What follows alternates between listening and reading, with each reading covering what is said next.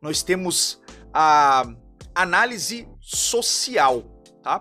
E antes de eu seguir para os outros pontos, eu queria já comentar, já imediatamente, com o Dr. Eduardo. Dr. Eduardo, poderia falar com a gente sobre o que seria essa análise social nesses laudos, né, nesses novos laudos médicos que constam a CIF?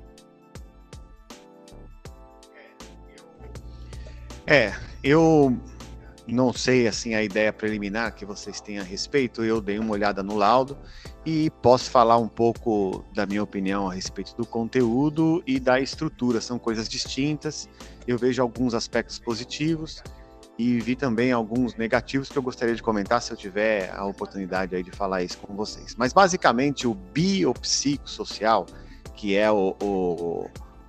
a completude, né, de tudo isso, é uma visão mais ampliada sobre o estado de funcionalidade. Eu vou usar esse termo, tá?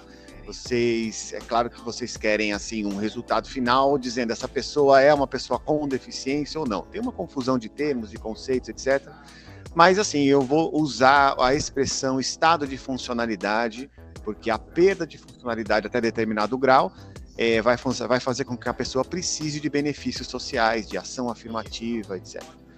E isso não se pode determinar apenas olhando para o corpo do ponto de vista fisiológico e anatômico. Então, a diferença que se impõe é o olhar que era meramente focado no corpo, do ponto de vista fisiológico, anatômico, a deficiência corporal, a alteração estrutural, a alteração funcional do corpo, torna-se insuficiente e isso é substituído por um modelo que é chamado modelo biopsicossocial, raciocínio biopsicossocial, análise biopsicossocial, avaliação biopsicossocial, diagnóstico biopsicossocial. Ele engloba o ambiente tecnológico, social, ambiental, natural, né? Envolve a participação do indivíduo na sociedade, inter-relações pessoais, trabalho, lazer, educação, envolve as suas atividades de vida diária, aprendizagem, aplicação do conhecimento, comunicação, mobilidade, cuidado pessoal, vida doméstica e também as funções e estruturas do corpo. Então, quando eu não estou falando apenas do aspecto social, mas da completude desse laudo, que ele não vai apenas focar no corpo, mas vai começar pela participação, vai falar do ambiente, vai falar das atividades e também do corpo. Use uma cadeira de rodas morando em Helsinki, capital da Finlândia, e use a mesma cadeira de rodas morando em São Paulo ou em Santos. E pense em usar o transporte público lá e aqui. Onde você vai ter mais dificuldade? O que importa não é como você é como pessoa, mas a situação que você enfrenta. Então, o problema está sempre no ambiente, sempre no contexto. Então, são formas compensatórias.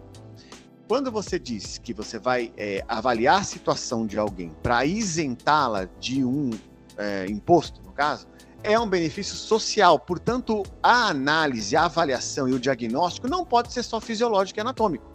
Ele precisa ser biopsicossocial. Tem que ser fisiológico e anatômico, mas também tem que ser biopsicossocial. E quando você fala desses benefícios em específico, tem pessoas que têm determinados problemas e elas vão precisar da vaga especial lá no estacionamento. Porque trata-se de uma condição que ela vai ser beneficiada se ela tiver que andar uma distância menor. Tá? Mas pode ser que ela não precise de outros benefícios, como, por exemplo, gratuidade no transporte. São necessidades diferentes. Mas para decidir sobre isso, você precisa de uma análise biopsicossocial. Então, para cada tipo de benefício, você vai usar da classificação internacional de funcionalidade aquilo que é pertinente relacionado àquele benefício. Por isso que a gente tem que estudar mais.